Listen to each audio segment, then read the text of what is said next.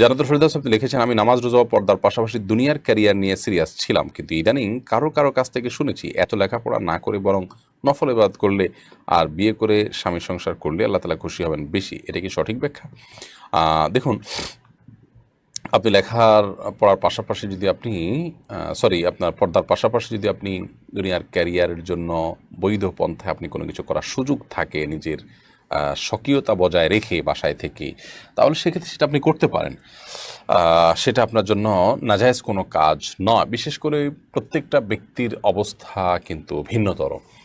আপনি আপনার ফ্যামিলিগত পরিবেশ, আপনার নিজের পরিবেশ, সার্বিক অবস্থা এসবগুলো পর্যবেক্ষণ করার পর মূলত আপনাকে ইন্ডিভিজুয়াল পরামর্শ দেওয়া সহজ হবে।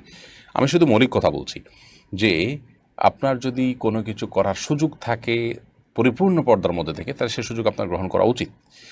বাট আপনি যদি সেটা না করেন, ধরুন পড়াশোনায় আপনি পথে আছেন, সেই মাঝপথে আপনি থামিয়ে দিলেন এবং নফল ইবাদত করলেন, বিয়ে করে স্বামী সংসার করলেন, তো এক্ষেত্রে পরবর্তীতে এটার জন্য যে হ্যাসেল নিতে হয় পারিবারিক এবং সামাজিকভাবে, সেটা আপনি নিতে পারবেন কিনা সেটা কিন্তু প্রশ্ন সাপেক্ষ বিষয়। অনেকেই এই জজবাগুলো ধরে রাখতে পারে না। এই জন্য বলা যে, যদি শরিয়ার পর্দা মেনটেন করে আপনি একটা পর্যায়ে যেতে পারেন এবং এর ফলশ্রুতিতে আপনার দাওয়াকে আপনি প্রভাবশালী করতে পারেন, তাহলে সেই চেষ্টা আপনার থাকা উচিত।